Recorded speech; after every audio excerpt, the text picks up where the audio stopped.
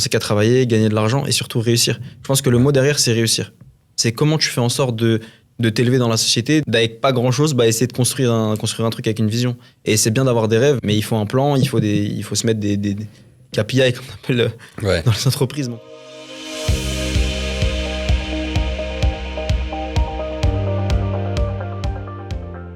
Bonjour à tous, bienvenue dans ce nouvel épisode de Tademi Talks. Aujourd'hui, nous sommes à Barcelone où j'ai fait le déplacement pour vous raconter l'histoire exceptionnelle de mon invité du jour, Ilian Farr. Ilian, comment ça va ? Ça va et toi, Sofiane ? Écoute, ça va très bien, je suis hyper content qu'on tourne enfin ce podcast. On en a parlé il y a quelques temps déjà.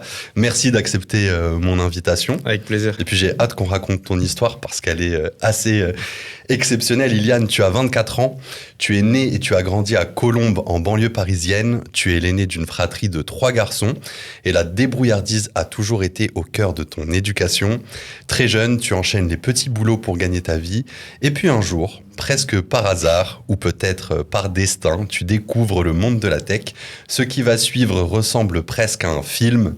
Adieu Rungis, bonjour la Silicon Valley. En quelques années seulement, tu fais une ascension supersonique sur le métier de commercial jusqu'à devenir aujourd'hui account exécutif sur les grands comptes chez Gartner à Barcelone. J'ai hâte que tous ceux qui nous écoutent découvrent ton histoire parce qu'elle est à la fois extraordinaire, inspirante et profondément humaine. Ilian, bienvenue dans Tademi Talks. Merci beaucoup Sofiane, ça fait plaisir. L'intro fait plaisir. Et j'ai hâte de vous raconter cette histoire. Hâte aussi. On peut peut-être commencer par en savoir un petit peu plus sur toi, le contexte dans lequel tu as grandi. J'aime bien faire ça avec nos invités au sein de Tademi Talks. Tu m'as parlé vraiment de cette valeur de débrouillardise qui t'a été inculquée assez tôt par ta famille. Est-ce que tu peux justement nous raconter tout ça, cette enfance et ces notions-là qui t'ont été inculquées ? Ouais, bien sûr. C'est simple, j'ai grandi à Colombes, j'ai 2 petits frères. Il y en a un qui a 6 ans de moins que moi, l'autre qui a 2 ans de moins que moi, donc on est assez proches, tu vois, on est assez même proches en tant que frères, dans la fratrie. Mon père, c'est le premier donc, à être né en France. Mon grand-père est né en Algérie, tous mes ancêtres étaient en Algérie. Ma grand-mère est née au Maroc et est venue du Maroc aussi dans les années 70. Okay. Donc mon père est le premier à être arrivé en France et forcément, ils ont dû se débrouillardise. En battant tout simplement, hein. Et il nous a inculqué ça, ce goût du risque, d'oser les choses, se débrouiller par soi-même et de s'en sortir tout simplement et d'aller chercher toujours plus, sortir de sa zone de confort. Ouais, donc toi, sortir de cette zone de confort, t'as dû le faire assez tôt. Je crois que l'école, c'était pas trop ton truc. Est-ce que tu peux justement nous raconter comment t'as navigué dans cet environnement ? En fait, j'ai toujours été un bon élève, j'ai jamais été un mauvais élève. Après, rester assis dans une salle toute la journée, ça n'a jamais été un kiff, mais j'avais des grosses facilités. J'ai une bonne mémoire, donc j'ai toujours eu des facilités. Ouais. Ce qui énervait d'ailleurs les profs en réalité. Par contre, j'ai fait plusieurs petits boulots. J'ai fait animateur, j'ai fait les cantines, j'ai fait les centres de loisirs. J'ai travaillé dans les marchés, j'ai fait des bijoux, j'ai fait une marque de montres. Donc j'ai fait pas mal de choses, mais toujours dans l'optique de faire de l'argent, faire du business, se débrouiller. Et tu vois, ce truc de challenge, de la débrouillardise, tout simplement, c'était vraiment un truc qui était important dans notre éducation. Et pour la reconnaissance aussi de nos parents, de mon père, de ma mère, mes petits frères étaient pareils aussi. Faire du business, arriver à faire de l'argent et se débrouiller, avoir besoin de personne, quoi, tout simplement. Et c'était quoi qui te poussait vers ça ? Est-ce que c'était ton père ou ta famille qui te disait faut que tu ailles bosser déjà très tôt, ou c'est par toi-même parce que tu n'osais peut-être pas demander de l'argent de poche, ou c'est quoi qui a fait que très tôt tu es allé faire tous ces petits jobs, et on aura l'occasion de revenir sur ces petits jobs parce que je pense qu'il y a des choses intéressantes à dire là-dessus, mais d'où ça vient en fait ? En fait, encore aujourd'hui, j'essaie de comprendre avec mes parents pour essayer de faire la même chose avec mes enfants, comment ils ont fait, parce que j'ai jamais vraiment manqué de rien, ça a vraiment été une histoire d'éducation et mes 2 petits frères sont exactement pareils. Mais on m'a jamais poussé à, tu vois, aller au marché, on m'a jamais poussé à faire animateur, on m'a jamais poussé à faire des business de montres, de véhicules ou quoi, tu vois. C'était plus, ça paraissait naturel. Ça paraissait vraiment naturel tu dois gagner ton argent, tu dois payer tes vêtements, tu dois, quand tu vas manger dehors avec tes potes, tu dois rien demander à personne parce que c'est normal. Donc, il faut un financement, tout simplement. Après, il y a aussi cette soif d'apprendre dans ce que j'entends. Tu avais envie de découvrir plein de choses, tu étais curieux. Ça, tu penses que c'est quelque chose que tu partages aussi avec tes frères? Ils ont aussi cette curiosité-là? Ouais, on est tous passionnés par un peu tout ce qui touche au business, aux différents... Enfin, tu vois, typiquement, je vais te donner un exemple, la mécanique. Quand je suis fan de moto, fan de scooter, et quand on était petit, on avait tous un scooter. Le scooter, il a jamais vu le garage, par exemple. Tu vois, il fallait démonter le scooter, le repeindre, changer, tu vois, ouvrir le carbu, tu vois. Enfin, c'était toujours comme ça. Fallait se débrouiller. Il fallait trouver des solutions. Mon éducation, elle était autour de trouver des solutions pour tout. Ok. Et est-ce que ça voulait dire ne jamais demander de l'aide? Parce que quand même, dans ton parcours, t'as pas forcément demandé de l'aide, mais on va en parler. Il y a eu beaucoup de rencontres qui ont forgé ton parcours. Mais est-ce que du coup, il y a un moment où cette notion de débrouillardise ou trouver des solutions, ça t'a un peu recroquevillé sur toi-même ou pas du tout en fait? Non, parce que t'es pas tout seul à avoir des solutions à trouver, tu vois. Donc souvent, j'étais avec mes petits frères où il fallait trouver des solutions. Souvent, c'était avec des potes. Mais non, je dirais pas que ça m'a isolé, mais par contre, en termes de réflexion et de comment tu vois les choses, forcément, cette phrase de ouais, tu profites pas de ta jeunesse, de tu fais plein de taf, de va profiter, kiffe, sors, va en soirée, bah forcément, ça, je l'ai entendu plein de fois, tu vois. Mais pour moi, c'était pas une perte de temps, mais c'était quelque chose qui était pas forcément productif et les répercussions d'aller en soirée ou de profiter. Aller en soirée, en tout cas, ce qu'on catégorise comme profiter aujourd'hui pour quelqu'un qui a entre 16 et 28, 29 ans, à moi, c'était pas forcément ça. Moi, ce moment-là, c'est pas une compétition, mais en tout cas, c'est une course à la performance et c'est maintenant que tu set up ton avenir. Et typiquement, j'avais une discussion avec mon père qui revenait toujours, c'est ok, est-ce que tu préfères souffrir 4 ans maintenant et toute ta vie être bien, ou est-ce que tu préfères profiter pendant 4 ans et toute ta vie souffrir? Ouais. Et tu vois, je t'ai pas parlé avant le podcast de cette phrase, mais typiquement, tu vois, maintenant que je te l'ai dit, aujourd'hui, elle fait tellement sens. Ouais. Et on va en parler juste après, mais cette phrase a fait vraiment sens. On peut dire que tu avais la vision, hein, pour... on me l'a donné, la vision. Je fais genre le boomer qui emploie des expressions de jeunes, mais je suis pas si vieux que ça, hein, en vérité. Mais ok, donc ouais, on t'a donné cette vision. En tout cas, pour toi, voilà, c'était quelque chose d'important dès le départ. En fin de lycée, pour reprendre un peu sur ton parcours et chronologiquement, en fin de lycée, t'es presque en décrochage scolaire. Tes profs, ils donnent pas vraiment cher de ta peau quant à l'obtention de ton bac. Et pourtant, le miracle se produit. Raconte-nous ce qui s'est passé à ce moment-là. Ouais, donc comme je te disais, j'ai toujours été bon élève. Au cœur de mon éducation, il y a le sport. Et le sport, c'est quand j'étais petit. Donc après, c'était la boxe, mais quand j'étais petit, c'était le foot. Je pensais que au foot. Je me levais le matin, j'avais un ballon, je voulais que faire du foot tout le temps. Ouais. Et je me suis blessé. Tu vois, on va pas refaire la blague, mais je me suis fait ligament croisé, ménisque. Ouais. Je me suis tout fait et j'ai pas marché pendant 6 mois. Et après, t'as lancé un EP. Non, en fait, non. Non. Et en fait, j'ai pas marché pendant 6 mois, sauf que mon lycée, il y avait 3 étages, j'avais pas d'ascenseur, c'était un vieux lycée, il ressemblait à un hôpital psychiatrique. Ouais. Et honnêtement, quand j'y allais, mes profs, 1 fois sur 2, ils me disaient que quand j'étais absent, c'était à cause de mon genou, que 1 fois, 2 fois, 3 fois, ok, je viens plus, tu vois. Ouais. Je viens plus, déjà que l'école, c'était pas trop mon truc. Donc j'ai arrêté d'aller à l'école. La terminale, j'allais plus à l'école. C'est plus un décrochage scolaire dans le sens où j'allais plus à l'école. Et forcément, avec 7, 8 de moyenne, vu que quand j'étais absent, attention, l'empathie, ça n'existait pas beaucoup à l'époque. En tout cas, chez mes profs. Pas dans l'environnement dans lequel j'étais scolaire. Ouais. Ils me mettaient 0 quand j'étais pas là. Et forcément, j'ai fini à 7, 8 de moyenne. Première année Parcoursup. J'ai eu aucune école sur Parcoursup. Donc ouais, c'était... Ouais, c'était un peu dur. À ce moment-là, c'était compliqué.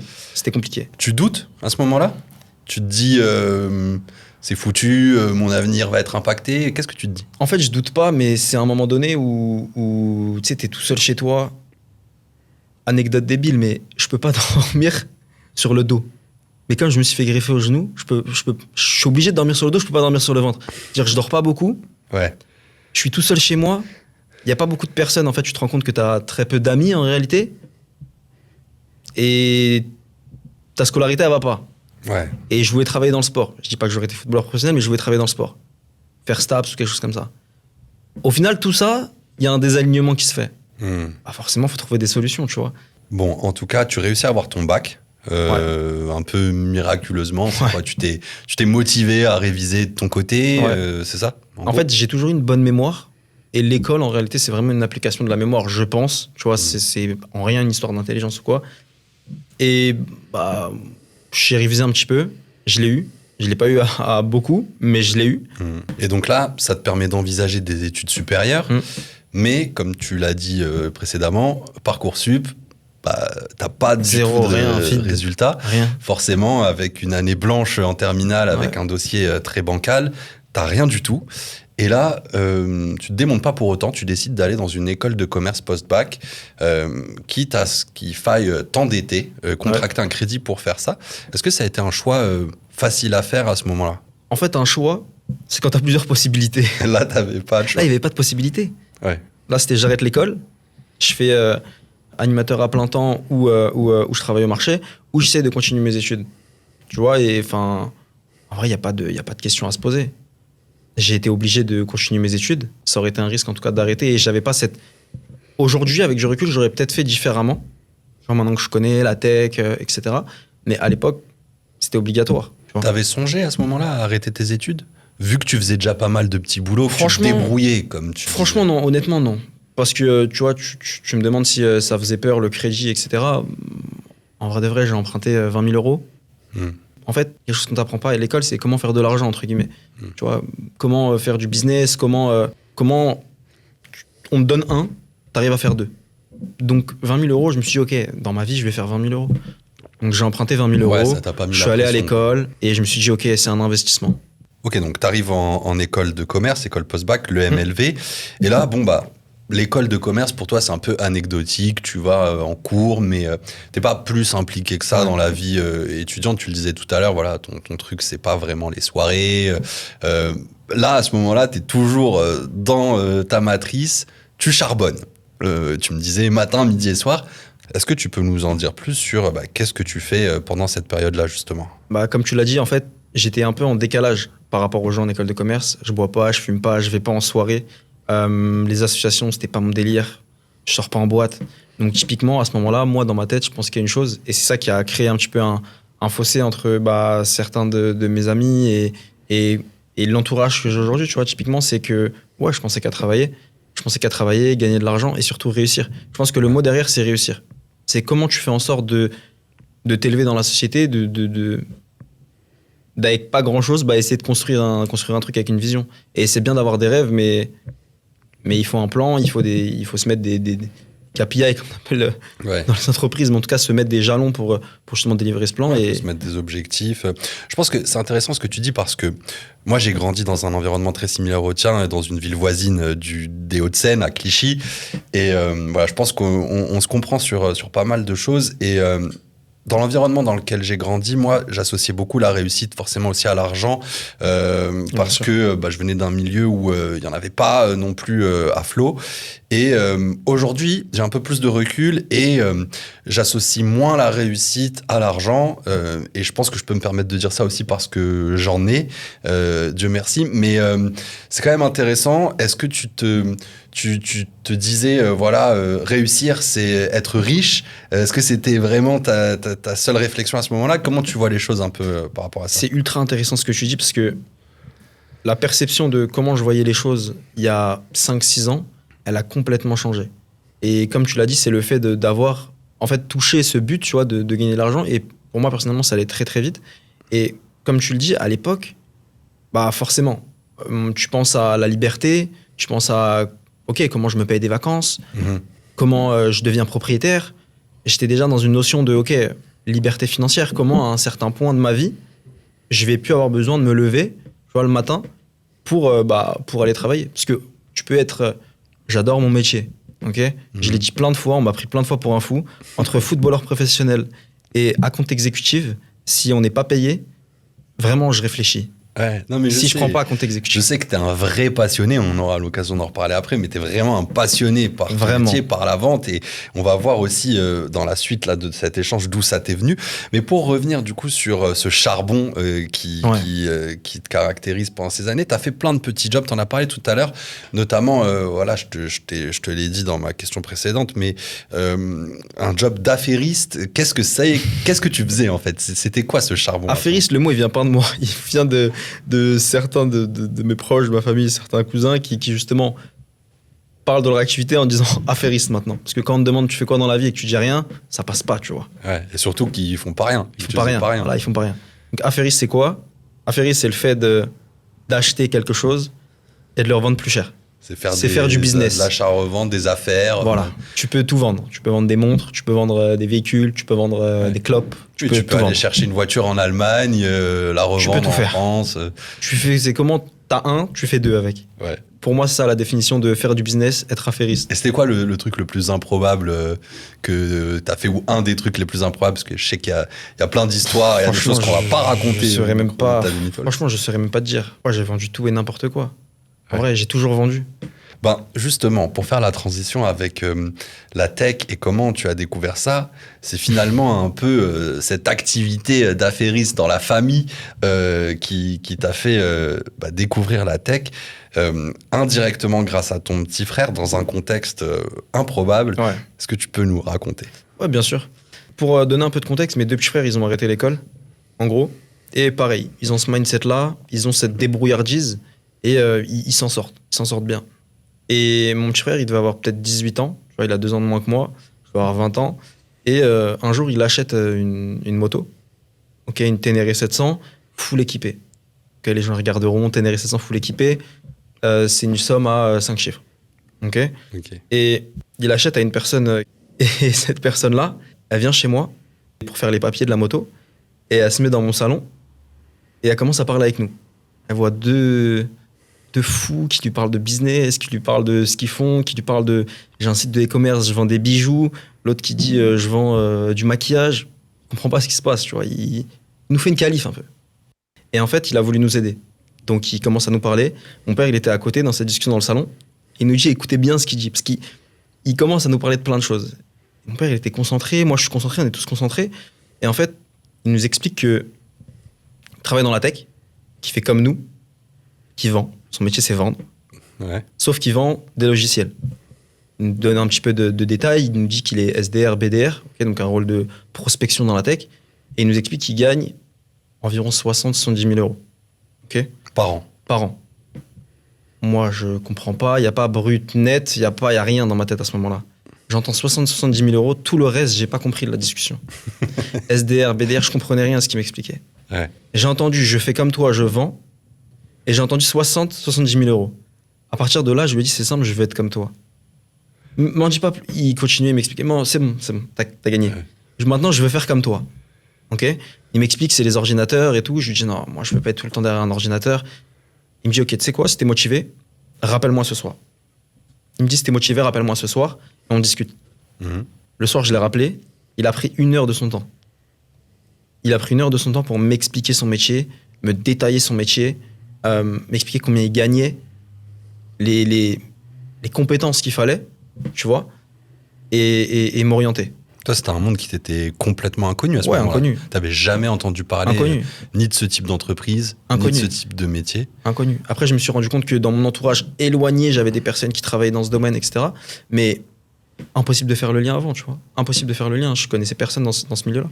Et il m'explique donc les salaires, etc. Et à ce moment-là, moi, je cherchais une alternance. Je cherchais une alternance parce que je pouvais pas payer l'école, je pouvais pas payer un master. Et donc, même dilemme, où j'arrêtais, où je trouvais une alternance. Donc, je cherche une alternance et lui, il arrive à peu près à ce moment-là, donc perfect timing. Et il m'explique qu'il y a un programme chez Salesforce qui s'appelle Future Force. Il m'explique que ce programme-là, il peut me prendre en alternance et que surtout Salesforce, c'est the place to be, c'est l'endroit où il faut être dans la tech à ce moment-là. Que vraiment, c'est le Disneyland, que si je dois apprendre, c'est comme, il me donne l'exemple du Real de Madrid et du Barça, c'est le centre de formation pour les sales. Moi, je lui dis, bah écoute, c'est simple, vas-y, explique-moi comment je fais. Là, il m'envoie un lien. Il me donne le prénom d'une personne que je vais citer, mais elle a un rôle important parce qu'elle a aussi changé ma vie, cette personne qui s'appelle Leslie. Leslie, qu'on embrasse très fort. Ouais. D'ailleurs, je crois que j'ai déjà eu l'occasion de l'embrasser et de la saluer dans un des épisodes. Tous les podcasts, carrément. Mais oui, merci pour tout ce que tu as fait, que ce soit pour Iliane, pour moi, pour plein d'autres. Mais donc oui, c'est la rencontre avec Leslie qui a été aussi déterminante pour toi.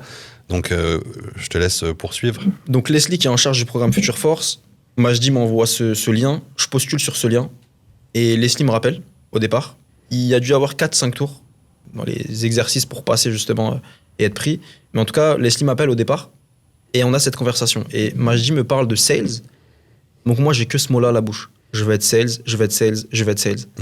Rien d'autre. Je veux que être sales. Et Leslie, elle m'arrête. Elle me dit, écoute, je vais pas te mentir. Sales, il y a du monde. Il y a beaucoup de monde. Vu ton profil, tu comprends même pas un mot d'anglais. Même hello, t'as du mal. Oublie.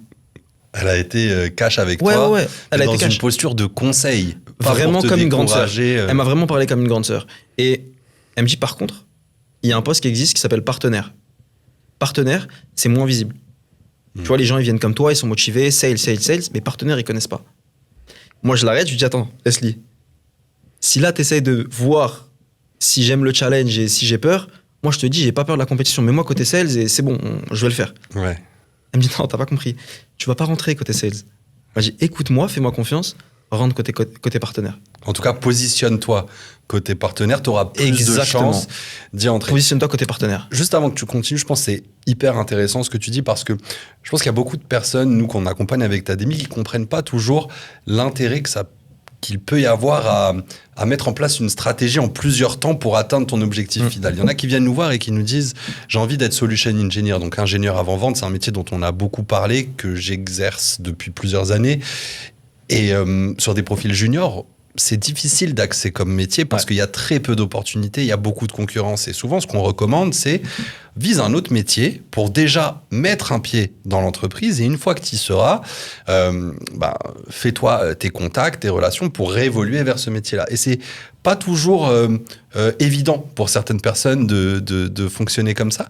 C'est un peu ce que finalement Leslie t'a recommandé de faire. Ouais. Et en fait, ce monde, il est tellement complexe. Le monde de la tech, il est tellement complexe quand tu viens pas de ce monde que au départ, il faut vraiment se laisser driver. Il faut vraiment se laisser porter par des gens qui comprennent, qui connaissent, surtout si ces personnes-là sont bienveillantes et elles veulent t'ouvrir les portes. Parce que quand la porte elle est ouverte, là, il faut mettre des coups de pompe dans la porte, si je peux me permettre.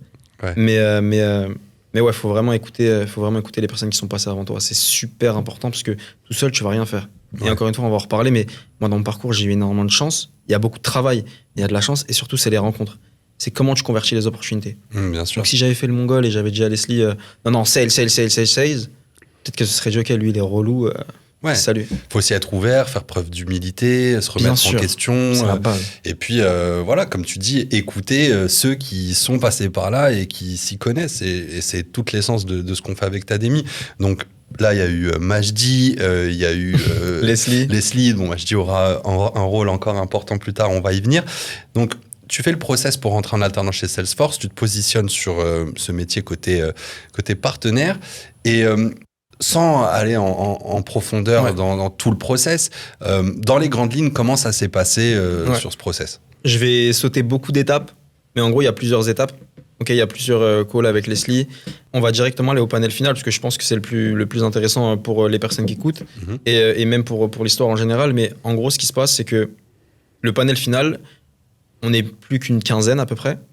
Et c'est 3 étapes. C'est une première étape où tu vas pitcher devant tout le monde un objet qui montre ton appétence pour le business, pour la tech, pour le rôle dans lequel tu postules. La deuxième étape, c'est une rencontre avec plusieurs managers. Donc tu vas faire une session de 30 minutes avec un manager. Moi, il y en avait 3 par exemple. Donc j'ai eu 3 sessions de 30 minutes avec des managers qui recrutent. Et la troisième étape, ça va être un case study, une étude de cas en groupe. Et on va regarder ta capacité à raisonner en groupe et comment tu raisonnes dans un milieu en intelligence collective, etc. Ok. Tu te souviens de l'objet que tu avais choisi ou pas ? Ouais. C'était quoi ? C'était une bouteille d'eau. Une bouteille d'eau ? Ouais. Ok, bah du coup, je comprends pourquoi tu as choisi cet objet, parce que tu m'as parlé de cette histoire de la bouteille d'eau. Tu vas nous la raconter, mais je savais pas que c'était l'objet que tu avais choisi. Moi, j'avais passé une étape similaire aussi chez Salesforce, et il me semble que j'avais pris un micro. Je suis presque sûr d'avoir pris cet objet-là, justement parce que j'aimais bien faire du rap à l'époque et de l'impro, et puis j'ai toujours aimé... Raconte-nous l'histoire, Sophia. Les micros, un jour, je vous raconterai cette histoire, peut-être au micro de Tademy Talks ou sur un autre micro.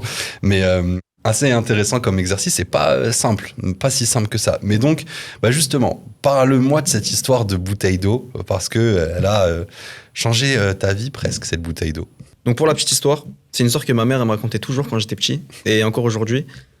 On était dans un parc d'attractions, il faisait chaud, c'était l'été, ok, et mon petit frère et moi, on voulait boire de l'eau. Dans ce parc d'attraction, la bouteille d'eau, elle était chère. Donc, on va dans un magasin pour acheter une petite bouteille d'eau dans le parc d'attraction. Elle coûte 2-3 euros. Ok. Mon père, par principe, il me dit non. Une bouteille d'eau à 3 euros, 2,50 €, non, on va pas acheter une bouteille d'eau à ce prix-là. Ouais, tu vas boire l'eau du robinet et tu rends pas fou, quoi. C'est ça. Et d'ailleurs, je pense qu'il y avait même pas de robinet parce que jamais on serait allé acheter une bouteille d'eau sinon. Mais bref.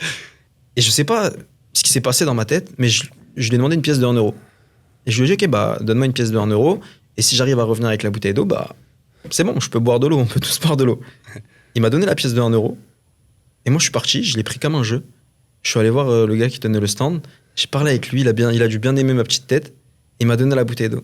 Ouais. Et quand je suis revenu, je me rappelle du regard de mon père, de moi, ce que j'ai ressenti.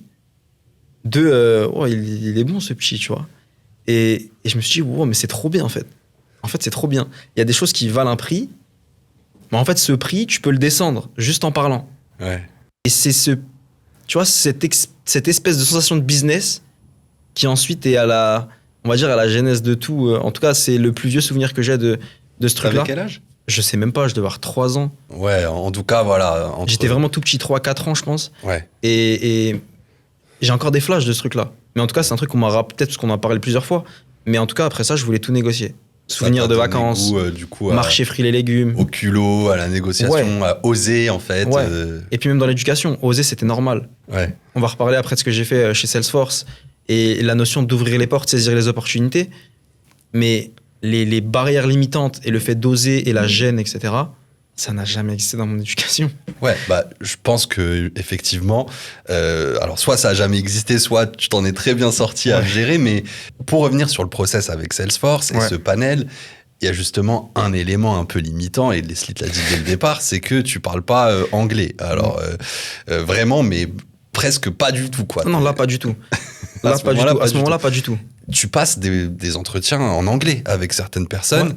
Ça se passe, du coup, pas très bien. Il n'y a pas d'entretien. Ouais, il n'y a quasiment pas de discussion, quoi. Là, tu te dis, c'est cata. Ah non, il n'y a pas d'entretien. Et pourtant, tu arrives à un dernier entretien avec une personne qui a eu aussi un très gros impact. Ouais. Raconte tout ça.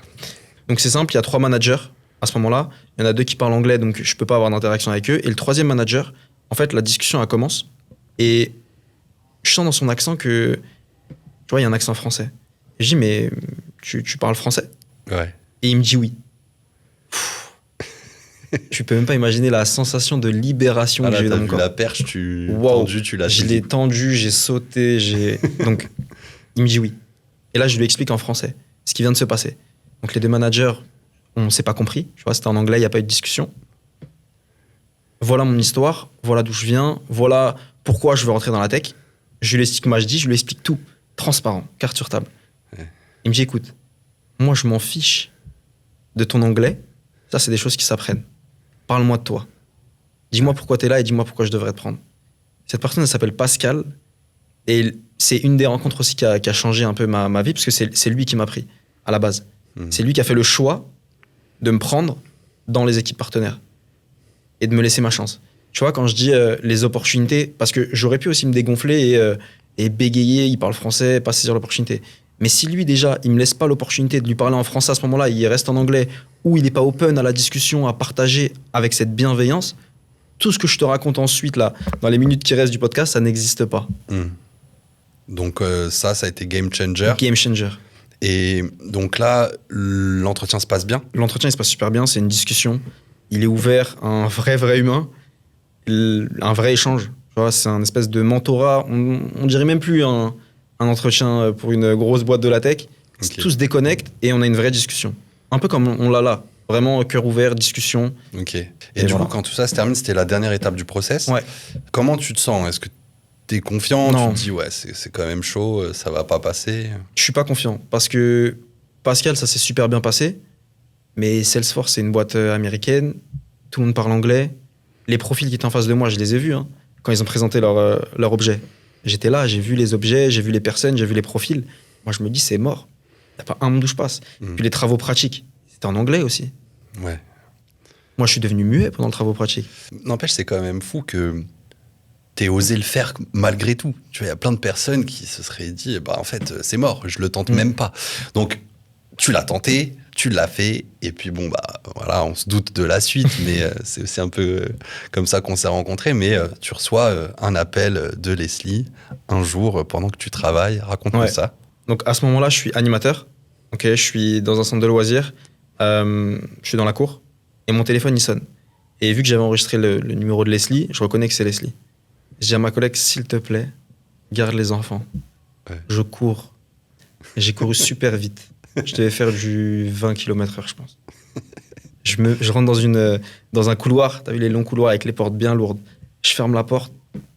Et Leslie elle me dit, bon, comment ça s'est passé et tout. Et je lui explique, carte sur table. Bah, il y en a deux, on n'a pas pu échanger. Bah, c'est de ma faute, hein, c'est pas de leur faute. Hein. Pas barrière de la langue. Barrière de la langue. Et Pascal, par contre, franchement, un grand merci à lui carrément là. Je commence à faire mon testament, tu vois. En mode, de toute façon, je suis pas pris, donc un grand merci à lui. Tu lui diras de ma part que c'est un bon. Ouais. Tu vois. Et elle me dit, bon, écoute, j'arrête le suspense. Vas-y, t'es pris. Wow. Là, vraiment, sous le choc. Parce que franchement, je m'y attendais pas. Honnêtement, je m'y attendais pas. Et je sais pas ce qui s'est passé à ce moment-là. Avec du recul, je sais que cet instant-là, il a changé ma vie complètement. Mais à ce moment-là, je me dis, il y a un truc qui vient de changer. C'est dingue. Et je sais pas quoi. Mais je me dis que tout a changé. Et ensuite, 3 secondes après, elle me dit le salaire. Hein. Elle me dit, par contre, voilà, en alternance, tu vas toucher 1008. Je dis, pardon? Je lui ai demandé 3 fois. Tu vas toucher 1008. J'ai pas compris ce que tu me dis. Elle m'a dit, tu vas toucher 1800 euros.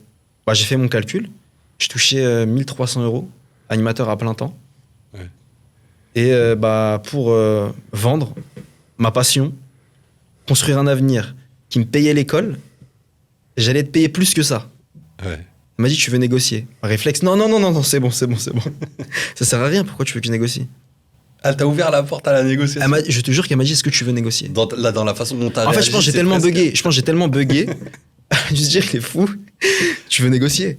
J'ai dit, mais non, mais c'est bon.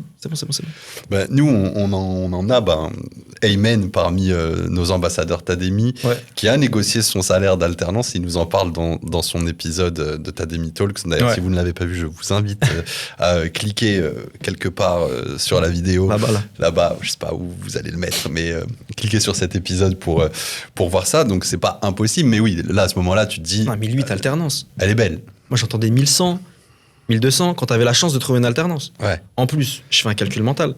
L'école, je sais qu'elle vaut 10-12 000. Ouais. Je me dis quoi? 10-12 000, ça fait 1000 euros par mois. Je touche 2008 en fait. C'est une dinguerie. Je touche 2008. Alors Ouais. quand j'ai fait le crédit, mon rêve c'était de toucher 2002, tu vois, 2003.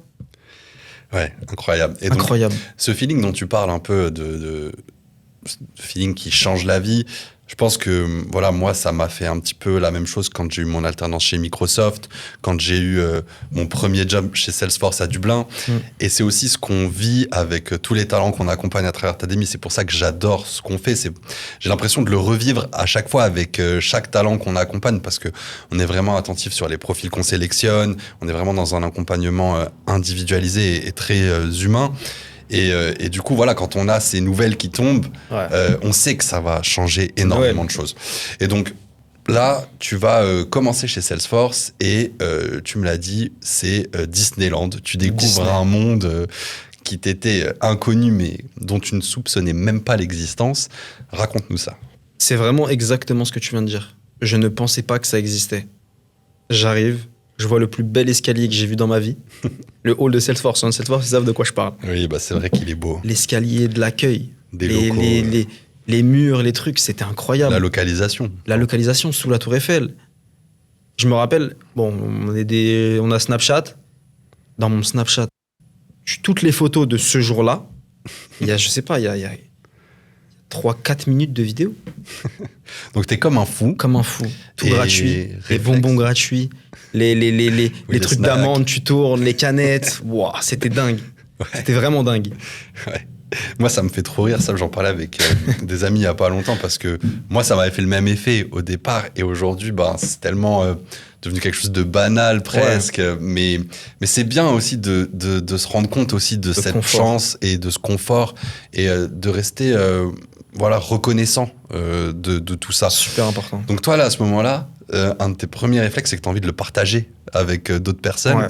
On a la possibilité chez Salesforce, comme dans d'autres entreprises probablement, d'inviter Des badges orange. certaines personnes. Qu'est-ce que tu as fait du coup par rapport à ça? En fait, Salesforce, ce qui est bien, c'est qu'il y avait plein de choses qu'on pouvait faire, que ce soit dans l'associatif, etc. Et il donnait la possibilité de faire entrer quelqu'un dans le bureau comme tu voulais, avec ton nom, ton prénom. Donc tous les vendredis, je ramenais toujours quelqu'un au bureau. Mon petit frère, un pote, toujours quelqu'un. Parce que quand je rentrais chez moi, je racontais, je voyais que des étoiles dans les yeux de tout le monde. Ou on me disait je suis un menteur, ou en tout cas parce que j'abuse tout le temps. Ouais. On me disait t'abuses, ou il y avait des étoiles dans les yeux. Ouah, je veux le voir. Ouais. Donc tous les vendredis, je ramenais quelqu'un. Petite anecdote, un jour je ramène mon petit frère, je le présente aux personnes côté partenaire. Côté partenaire, il faut savoir que c'est des gens, souvent c'est des anciens RVP, des anciens sales, c'est des personnes très expérimentées, donc avec des gros packages. Première chose qu'il fait, il va voir un de mes collègues, il a 50 ans, hein. Même peut-être plus. Il dit, tu gagnes combien toi? Mort de rire. Il a dit ça comme sans ça. gêne, normal. Tu gagnes combien toi? Combien tu gagnes s'il te plaît? Mais et tu vois, la personne en face, normal. Elle lui a expliqué son travail. Et chez Salesforce, c'était ça. C'était vraiment ça. C'était, et on va sûrement le raconter, mais tout le monde partageait. En tout cas, il y a énormément de gens qui partageaient. J'ai rencontré des personnes incroyables, des personnes qui sont devenues des amis, des mentors, qui m'ont ouvert les portes. Justement, toi, à ce moment-là, tu t'es dit, OK, je vais essayer d'ouvrir toutes les portes possibles. Ouais. Tu es allé toquer à pas mal de portes pour essayer de faire un maximum de rencontres. Ça a été déterminant par la suite. C'est comme ça qu'on s'est rencontrés d'ailleurs. Ouais. Tu m'as sollicité en me disant, voilà, Sofiane, j'ai vu, on m'a parlé de toi, j'ai vu ce que tu faisais avec ta démie, est-ce qu'on peut aller se prendre un café? On s'est pris un café, puis deux, puis trois, et puis forcément, on a accroché, et aujourd'hui, on en est là à tourner cet épisode ensemble, donc c'est top. Est-ce que tu peux nous en dire plus sur ces quelques rencontres qui ont eu un impact pour toi, et où est-ce que ça t'a amené? Donc on a parlé de Majdi, on a parlé de Pascal. Il y a une personne qui a été importante au départ aussi, c'était Bertrand. Donc le manager de Pascal, qui était au COMEX de Salesforce. En fait, on avait tous une personne qui était alignée à nous dans ce programme Future Force pour un petit peu chapeauter notre alternance. Ouais. Et moi, Bertrand, j'étais sous Bertrand. Et Bertrand, concrètement, ça a été vraiment un mentor incroyable. Dans le sens où il m'a donné les clés, il m'a dit quoi faire. C'est lui qui m'a conseillé, clairement, d'aller voir tout le monde, de me présenter, de prendre du feedback, de demander des conseils. Et surtout de faire l'éponge. Parce que je voulais apprendre. J'entends business, j'entends argent, j'entends vente, c'est que des buzzwords pour moi. Tu vois, comme je t'ai dit, et tu le sais, je suis vraiment passionné par ça. Ouais. Et c'était vraiment le Real de Madrid, le FC Barcelone de tu peux t'épanouir. Et c'est Bertrand qui te pose la question de combien tu veux gagner plus tard, etc. Je sais plus exactement si c'est Bertrand. Ouais. Mais en gros, ce qui se passe, c'est que dans mes premiers jours, dans les équipes partenaires, j'arrive et je parlais énormément d'argent. Je parlais beaucoup d'argent. Je demandais le salaire à tout le monde, sans gêne. Et un jour, on me dit, mais toi, tu veux gagner combien dans ta vie? Ouais. Et moi, j'avais calculé sur le site Brutnet Rouge. On le connaît tous. Voilà, celui-là, maintenant, on le connaît, on le ponce. Bon, maintenant, je suis à Barcelone, ça veut dire loi Beckham. mais en gros, pour toucher 2002-2003, il fallait gagner autour de, je crois que c'était 35, peut-être un peu plus. Donc, moi, mon objectif, c'était de toucher 40 000. Ouais. Je voulais toucher 40 000 euros. Quand je suis arrivé chez Salesforce, dans les 2-3 premiers mois, où vraiment j'étais naïf. Pour moi, c'était beaucoup, c'était vraiment beaucoup. Et je lui dis. Et cette personne, elle me regarde, elle rigole. Je me dis, oh, je dis quoi là? Je lui dis, c'est beaucoup 40 000. Ouais. Et il me dit, non, t'as pas compris. Si à 30 ans, tu touches pas 100 000, je viens, je te les donne. Et il me tend sa main, il me serre la main, genre Paris, tu vois. Ouais. Je me dis, wow, c'est quoi ce monde de fou? Tu t'es dit, il a l'air quand même assez sûr de lui. Ouais, il a l'air sûr de lui. Il était trop confiant. On va en parler tout à l'heure, mais là, t'as 24 ans. Ouais. À 30 ans, si tu touches pas 100 000, le pari, il a gagné ou perdu? Ouais, il a gagné. Il va pas te donner 100 000 euros après? Non, on va en parler un peu après, mais... On en parlera juste après. Mais du coup, donc, tu fais plein de rencontres et on t'incite à rencontrer du monde. Et là, il y a aussi une rencontre qui va être déterminante, c'est celle de Thomas Mendy, qu'on salue encore une fois. Un vrai super gars. Et là... Tu vas très vite un peu tourner en rond sur ton job au point de vouloir plus, de vouloir faire des choses à la limite de l'acceptable. Raconte-nous ça. En fait, ça, c'est vraiment la phase intéressante. C'est pas que je m'ennuyais sur mon job, c'est comme je te l'ai dit, moi, on m'a parlé de sales. Et partenaire, c'est une fonction support au rôle de sales. Ok ?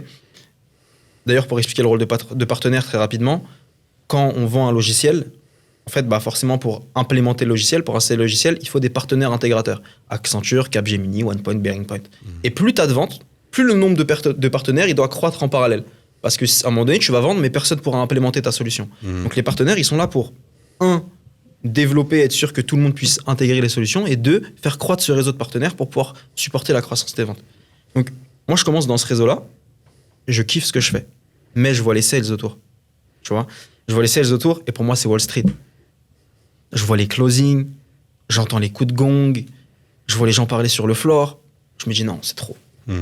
Et tu as parlé de Thomas, on va parler de Thomas parce que forcément c'est un élément ultra important dans l'histoire, mais avant ça, il y a d'autres personnes. Il y a Ernest, gros bisous Ernest, mais il y a plein de personnes qui m'ont ouvert la porte. Tu vois, des gens côté ECS, Enterprise Corporate Sales, désolé, j'utilise beaucoup d'acronymes. Mais en tout cas, il y a beaucoup d'account executives qui m'ont pris sous leur aile. Eli, et qui m'ont expliqué comment vendre, comment prospecter, comment on expliquera aussi, je ne sais pas si on aura le temps, mais la différence entre Paris et Dublin, mais j'avais la chance d'être à Paris, qui est le fief des account executives, on va dire.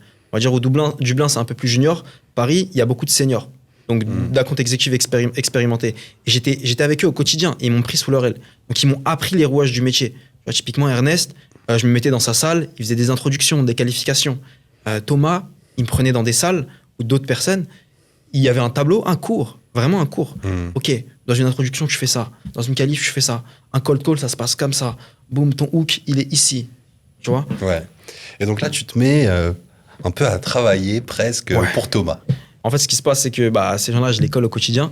Okay, je m'assois à côté d'eux, je les lâche plus.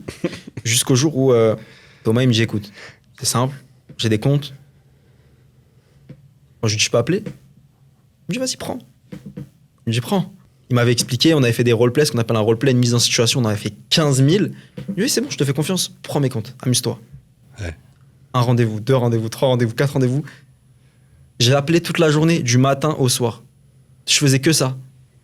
Ouais. Plus mes fonctions de partenaire. Mais j'appelais tout le temps. Donc Thomas, forcément. Ça, en fait. Mais j'aimais trop ça. Avoir les gens au téléphone. Ah non, c'est Salesforce, non, il va raccrocher. Non, mais attendez, tu vois, tu captes son attention, tu poses des bonnes questions. Tu suscites un intérêt. Au final, le gars, il prend un meeting. En fait, ça paraît tout bête, mais la sensation de booker un meeting dans le rendez-vous d'un gars qui sait pas que tu vas l'appeler, c'est une dinguerie. À la base, c'était fou. Et du coup, ça se passe super bien. Je prends plein de meetings pour Thomas. Et à un moment donné, ça avance. Ça commence à se savoir. Et on me fait rentrer dans un programme SDR, avec Gauthier, le manager des SDR à l'époque. Sales Development Representative. Exactement. Qui est un job de prospection à Dublin. Exactement. Là, en gros, on te fait rentrer quand tu dis dans un programme, c'est plus cadré. Pour que tu aies l'opportunité de faire ça de façon plus cadrée. On met un téléphone, j'appelais avec mon téléphone perso, on met un téléphone sur mon ordinateur, on commence à me donner accès au CRM. Là, c'est plus officieux, ça devient officiel. Okay. Bertrand accepte de me séparer mon emploi du temps, 50% avec les sales, 50% côté partenaire. Incroyable ça, parce que déjà, tu fais quelque chose qui est un peu limite. C'était limite. Mais au final, non seulement ça passe, et en plus de ça, ça t'ouvre une opportunité de le faire de façon plus officielle derrière. Quoi. Et tu vois la bienveillance des gens, parce que pour Bertrand, j'étais une ressource en vrai, j'étais une petite ressource, mais j'étais quand même une ressource. Et la bienveillance de cette personne qui se dit, ok, et chez Salesforce, tout le monde était comme ça, qui se dit, ok, lui, il veut se développer dans ce côté-là, il est passionné par ça, vas-y, apprends. Ouais. Après, je pense que cette bienveillance-là aussi...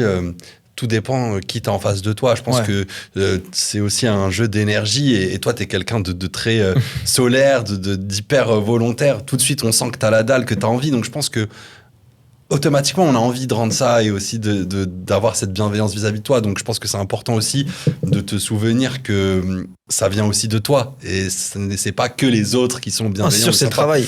Donc, ça, si tu tombes sur un con, tu tombes sur un con et tout s'arrête, tu vois. Ouais, mais en tout cas, voilà, je pense que t'as aussi donné envie à toutes ces personnes de t'aider, comme tu l'as dit. Et ça, c'est top. Donc, ça devient plus officiel.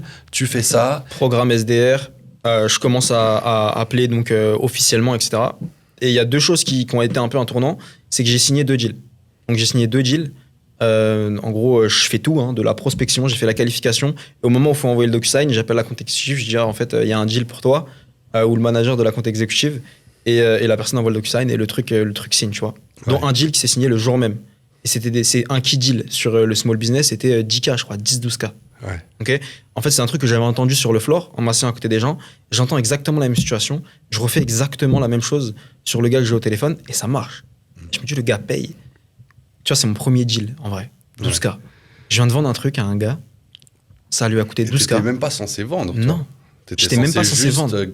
Prendre des rendez-vous pour Mais je me les suis dit, ok, accomptes là, je peux le qualifier, je peux lui poser des questions, je sens que le mec, il mord un peu, j'essaie de quantifier un peu de pain. Ouais. Boum, je le close. Je me dis, ok, bah là, le mec, le deal, il s'est fait en, je crois, 6 heures, 8 heures. 12K. Incroyable. Et ça m'a fait un peu un... Je sais pas comment dire, mais forcément, ça m'a donné un peu de visibilité. Et ce truc-là, je l'ai refait une deuxième fois ensuite derrière. Et là, il y avait un choix. Ouais. C'était donc voler de mes propres ailes ou faire le graduate, mais en tout cas sauter des étapes. Parce que j'avais déjà fait pas mal de temps SDR, ça avait bien marché. Et là, il fallait faire un choix entre se battre pour avoir la dernière étape du graduate que j'aurais pas dû avoir normalement, ok, ou aller regarder ailleurs. Sachant que je commençais... Salesforce, c'est un réseau. Il y a plein de personnes qui partaient de Salesforce, qui me disaient, ok, moi j'ai un poste pour toi ici, j'ai un poste pour toi ici. Donc ça commençait à devenir intéressant de regarder ailleurs. Mais ça faisait peur, parce que c'était l'inconnu. Et j'étais ultra jeune dans ce truc-là. Tu vois, je connaissais rien. C'était allé super vite. Je suis passé de mon ambition de gagner 40 000 à 100 000 super vite avant 30 ans, tu vois. Donc forcément, je me suis dit, ok, je vais rester chez Salesforce. Donc à ce moment-là, on me laisse la possibilité de panel pour le poste de BDR. Donc quand on dit panel, c'est passer cette étape qu'on appelle le panel pour avoir un job. Ce qui était déjà incroyable, je suis ultra reconnaissant qu'ils aient pu faire ça, etc. Parce que c'est pas normal de le faire. Mais par contre, en parallèle de ça, donc Majdi m'appelle. Majdi m'appelle, me dit écoute, voilà, je sais ce que tu fais, je sais que t'es un charbonneur, je sais que t'as fait une des meilleures écoles de vente, je pense que tu peux commencer à compte exécutif chez Gartner. Ok. À ce moment-là, je lui dis moi je pense pas. Moi je pense pas que je peux faire ça en vrai. Tu connaissais l'entreprise déjà ? De nom, mais j'avais pas exactement ce qu'il faisait. Ouais. Mais tu disais à compte exécutif là en sortie d'études. Top boîte américaine, ouais, ça me paraissait gros, tu vois. Ça te paraissait impossible. Ça me paraissait gros. Et il me dit si on peut le faire et tout, laisse-moi 3 jours. Je dis ok. Au bout de 3 jours, il y a, là je suis obligé de reciter, Stéphanie Messan, VP sur la France à ce moment-là. Encore une personne qui a changé ma vie, parce que ce qui arrive après, c'est incroyable et c'est magnifique. Mais Stéphanie donc je lui envoie un message, qui m'ajoute sur LinkedIn, je lui envoie un message.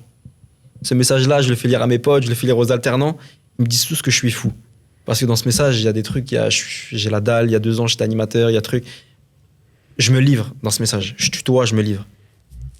Mais elle a apprécié ce message. Elle me dit, ok, je prends 20 minutes avec toi. Au final, on a parlé pendant 1 heure. C'était un vendredi après-midi, je me rappelle, on a parlé pendant 1 heure. Et typiquement, elle me challenge. Ok, t'es jeune, tu parles pas anglais, pourquoi je te prendrais ? Et c'est ultra inspirant. La conversation, elle est ultra inspirante. Parce qu'elle me dit que je lui fais aussi penser un petit peu à elle, qu'elle a commencé à compte exécutif super jeune, qu'une AE qui est rentrée à cet âge-là, bah, ça lui fait penser pratiquement que à elle, tu vois. Et moi, je la vois un peu comme à ce moment-là, et c'est ce que j'ai toujours dit, je cherche des mentors. Je cherche pas un manager, je cherche un mentor. Et je la vois vraiment comme un mentor. Et elle me dit, bah, tu sais quoi, la discussion a fini en bas, tu sais quoi, fais les panels. Si je vois ta tête à la fin, on verra. Sauf que, encore une fois, je parle pas anglais.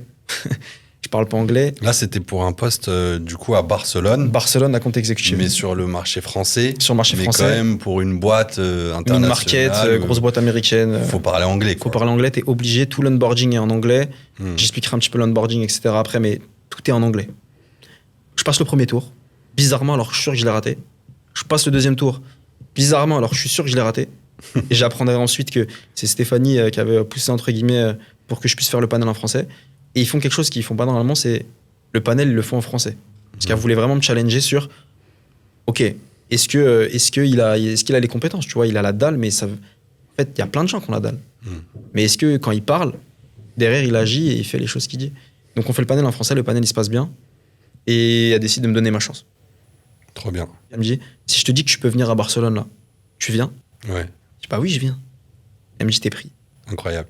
Wow, là je bug. Et là, tu t'étais dit, je vais aller à Barcelone, non. ou t'envisageais pas ça à ce moment-là ? Je commençais à y réfléchir, parce que forcément, tu fais les panels, ça veut dire que... Tu te projettes. Tu te projettes, mais c'était poker. Tu me voyais à ce moment-là qu'il y avait... tu visais plutôt Dublin, parce que j'imagine dans l'écosystème Salesforce, Salesforce, en début de carrière, c'est plutôt à Dublin qu'il faut commencer. Et du coup, tu te projetais plutôt dans des boîtes de la tech à Dublin. Ouais.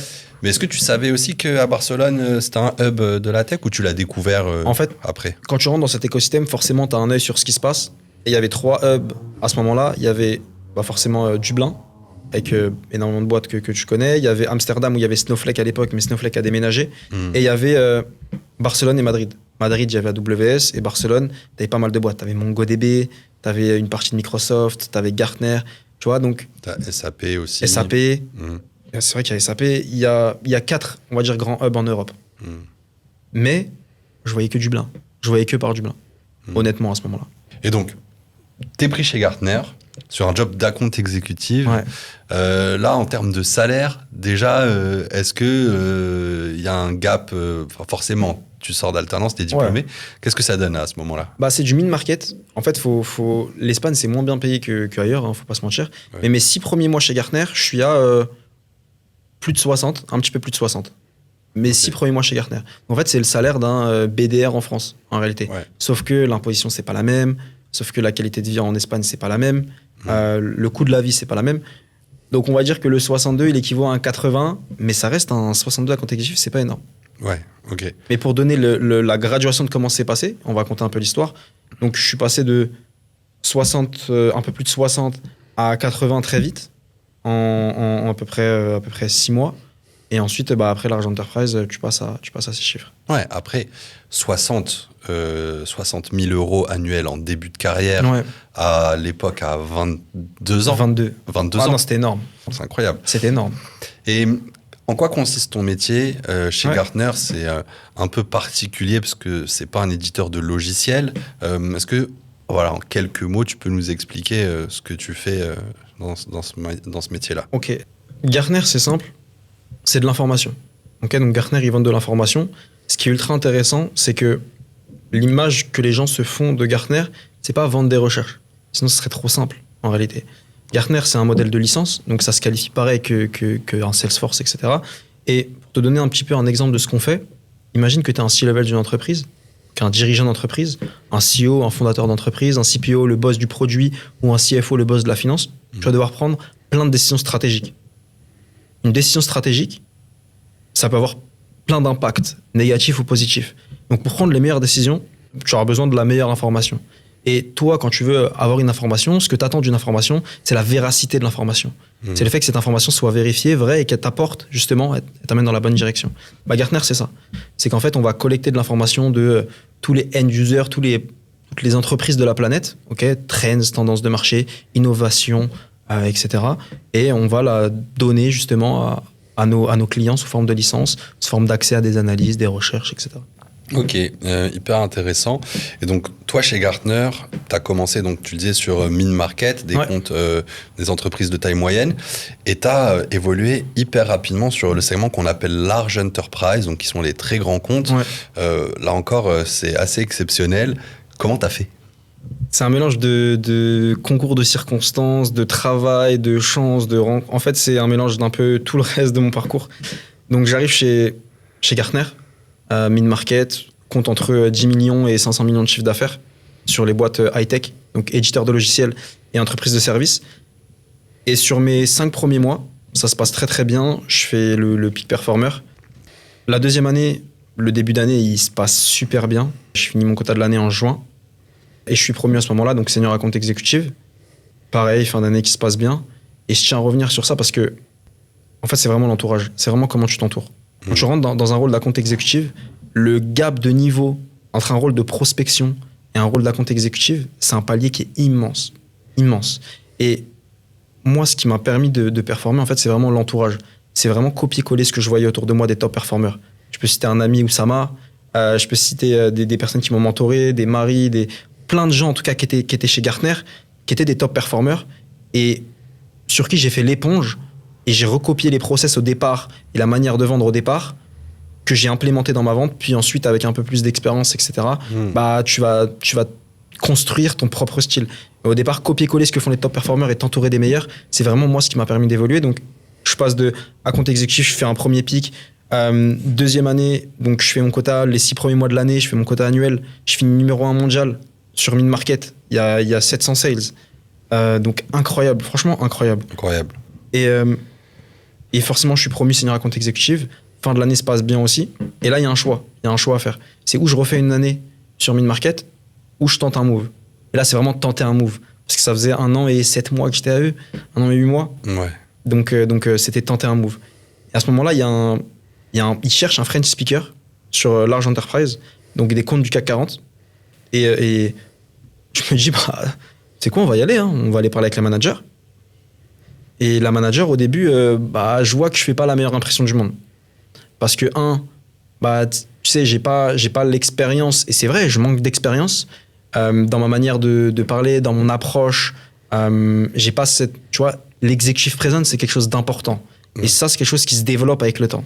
Donc ça, plus mon track record, ça fait qu'un an et 8 mois que je suis en sales, mais je l'attente. Ok. Elle me dit, en gros, ça va pas forcément le faire, il y a d'autres personnes, on cherche un French speaker, mais il y en a plein et tout. Des gens qui étaient déjà en large enterprise. Sauf que, on lâche pas l'affaire. Je contacte toutes ces équipes, je contacte tout le monde. Et je roleplay. Je roleplay, c'est-à-dire je fais des mises en situation, j'apprends le produit, j'apprends la manière de qualifier, j'apprends la manière de faire. Et au final, elle me laisse ma chance et par 250 pirouettes, ça passe et je suis passé large enterprise à compte exécutif. Aujourd'hui, je gère des boîtes du CAC 40, les plus grosses boîtes du CAC 40, tu vois. Donc c'est super intéressant. Incroyable, incroyable. Bah, franchement, déjà, félicitations pour ça, Eliane, parce que voilà, moi, je l'ai déjà dit, mais je trouve hyper inspirant tout ce que tu as fait et je suis hyper content que tu le partages au micro de Tademi Talks. Mais je voulais revenir sur un peu ce que tu avais dit sur le fait de faire l'éponge et d'apprendre des top performers.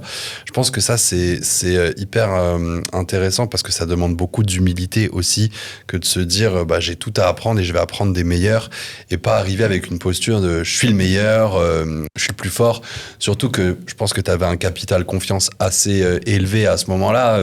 Tout ce que tu avais entrepris jusqu'ici, tu avais réussi. Tu aurais pu peut-être tomber dans le travers de prendre la grosse tête et de te dire, voilà, moi, j'ai rien à apprendre de qui que ce soit et pourtant, c'est pas ce que tu as fait, quoi. En fait, je me suis dit déjà, j'ai de la chance. Okay, je rentre dans cet environnement-là, j'ai de la chance. Et il y avait la différence d'âge. C'est que je suis arrivé dans un monde où tout le monde était plus vieux que moi. Donc on m'a pris un petit peu comme le petit frère au départ. Tu vois, on m'a pris sous son aile et forcément moi ça me donne une posture de je dois apprendre et c'est la réalité, c'est que la vente c'est un sport collectif. Tu vois, chez Gartner on monte jamais tout seul sur un call. Bien sûr. La vente c'est un sport collectif où tu dois apprendre des autres, tu dois comprendre comment ils font, cette expérience d'être sur un call et de prendre les informations, elle se partage et jamais tu peux pas arriver sur un rôle d'account exécutif et dire je suis le meilleur, c'est impossible, surtout quand t'as jamais fait ça avant. Ouais. Donc c'est l'entourage, au départ c'est l'entourage qui paye. Ouais, donc c'est top que tu aies eu cet état d'esprit dès le départ. Et donc, tu arrives sur Large Enterprise. Et là, voilà, on en parlait tout à l'heure. Tu m'as dit un salaire à 6 chiffres. Est-ce que tu peux nous en dire plus sur la composition du package? Parce que c'est important quand même quand on parle de sales. On a un package, il y a un variable. Est-ce que tu peux nous en dire plus là-dessus? Comment ça se répartit? Donc la plupart du temps, tu vas avoir Large Enterprise, les salaires, comme tu l'as dit, souvent c'est plus de 6 chiffres. Il va y avoir une partie de fixe, une partie de variable. Dans la plupart des boîtes, c'est un 50-50 ou un 60-40. 65-35, ça dépend. 50% de fixe, 50% de variable.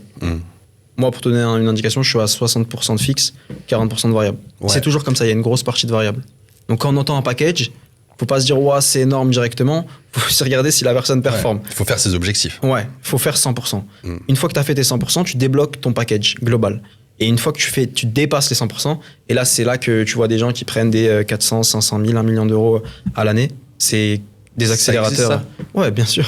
Bon, je sais tu le sais que ça existe. Ouais, c'est pour ça que j'ai souri. Je fais genre, je te pose la question. On connaît toi et moi. Mais oui, ça existe. Mais ouais, c'est vrai que c'est incroyable. Et on en parle, nous, on en a déjà parlé dans certains podcasts. Voilà, quand on dit 6 chiffres, voilà, des salaires d'account exécutive sur ce type de segment, on peut se situer entre 120 jusqu'à 200K de package. Ça existe. Et nous, souvent, on nous dit qu'on ment quand on parle de ça ou quand on a publié certaines vidéos sur Instagram ou autre. Il y a des personnes qui commentent en nous disant qu'on est des menteurs. Toi, c'est un peu ce que tu pensais à l'époque de Majdi, justement, quand il t'a parlé de tout ça. Ça te paraît toujours invraisemblable aujourd'hui ou quelle est ta position par rapport à ça? En fait, c'est compliqué. C'est compliqué parce que là, forcément, on va voir ma petite tête, je suis jeune. La plupart de mes collègues, je suis allé à Londres pour un kick-off, ils avaient quoi, 45, 50 ans, tout le monde parlait de ses enfants. Donc c'est pas commun. Ok, maintenant, toucher 100K dans ce milieu-là à 27 ans, 28 ans, c'est fou de te dire ça maintenant avec comment j'étais il y a 4-5 ans et comment je pensais. Ouais, bien sûr. Mais c'est pratiquement simple, en vrai de vrai. 28-29 ans, prendre 100K, c'est pratiquement simple. Bah, c'est ce qu'on dit à toutes les personnes qu'on accompagne avec Tademi, parce que ça représente un investissement. Évidemment, de se faire accompagner par un professionnel de la tech sur le format qu'on propose avec cette grande proximité, parfois pendant plusieurs mois. Mais derrière, il y a un retour sur investissement qui est concret. Et ça, toi, tu le sais, je le sais, toutes les personnes qui sont passées par là le savent.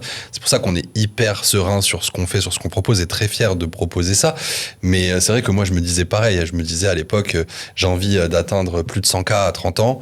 J'ai dépassé ce salaire-là quelques années avant mes 30 ans. Donc, on prend une claque.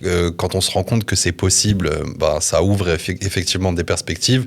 Moi, j'aurai l'occasion d'en parler dans d'autres projets, mais je pense à titre personnel que il n'y a pas que l'argent, que c'est pas une fin en soi, que c'est bien effectivement que ça ouvre des portes, mais que ça ouvre des réflexions peut-être sur d'autres sujets.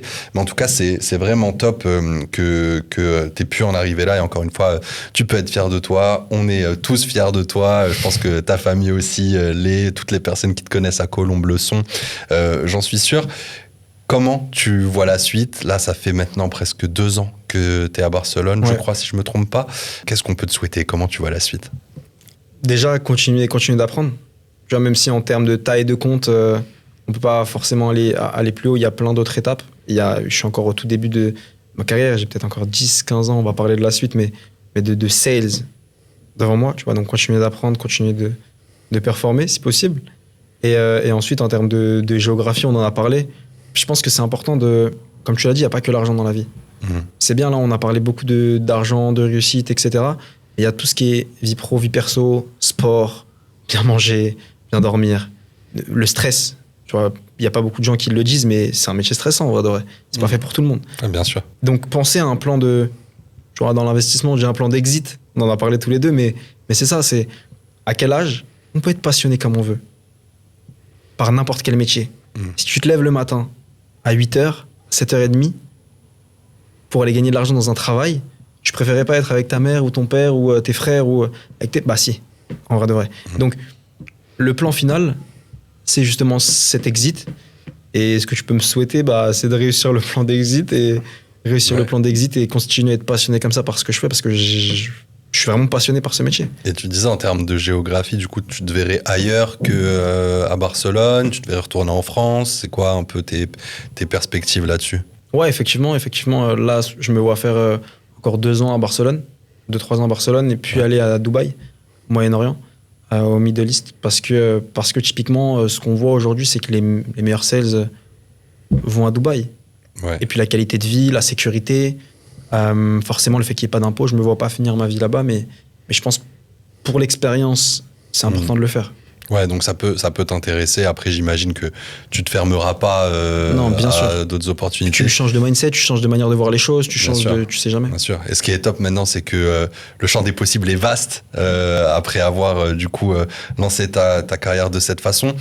Je sais que tu le fais déjà, Iliane, mais tu es sollicité par pas mal de personnes qui te demandent des conseils, et je sais que voilà, tu adores partager ton expérience, tes connaissances. Est-ce qu'on peut s'attendre à ce que tu le fasses encore plus à l'avenir? J'ai une petite idée derrière la tête, évidemment, mais qu'est-ce que tu peux nous dire là-dessus? Non, c'est en fait, on nous a ouvert les yeux, on nous a aidés, on nous a tendu la main. C'est vraiment important de rendre, de faire ce give back. Et ouais, forcément, pourquoi pas coacher des personnes avec Tademi, ou en tout cas, tu vois, rendre, donner aux gens cette possibilité ça existe. Ouais. Parce que des gens qui ont la dalle, il y en a plein. Des gens qui ont envie, il y en a plein. Mais des gens qui savent que ça existe et qui voient ce champ des possibles, là, il y en a moins par contre. C'est vrai. Bon, en tout cas, moi, je serais honoré que tu nous rejoignes dans l'équipe des coachs Tademi. Je sais que tu trouveras ta place à merveille parmi l'équipe de coachs qu'on a aujourd'hui. Et puis, je te remercie infiniment pour cet échange. Ça a été un échange qui est peut-être un petit peu plus long que d'autres épisodes qu'on a pu faire. Je vous remercie d'avoir écouté jusqu'ici, mais je pense que c'était important qu'on prenne le temps de revenir sur ton histoire, revenir sur ton parcours qui, encore une fois, je je trouve absolument exceptionnel et fascinant. Donc merci pour ça, Ilian. Merci de t'être ouvert à cœur ouvert, justement. Et voilà, je suis très reconnaissant pour ça. Merci, Ilian. Merci à toi, Sofiane. Et peut-être pour le petit mot de la fin, je pense qu'avec du travail, peut-être un petit peu de chance, les bonnes rencontres et surtout saisir les opportunités et prendre des risques, je pense qu'en vrai, on peut faire des trucs vraiment pas mal. Ouais, j'en suis absolument convaincu, Ilian. En tout cas, merci à tous d'avoir suivi cet épisode. N'hésitez pas, comme d'habitude, à laisser un commentaire, un like, à partager. Ça nous aide énormément à avancer dans ce projet. Si vous avez la moindre question, vous pouvez la poser en commentaire. Vous pouvez nous contacter sur LinkedIn ou par email.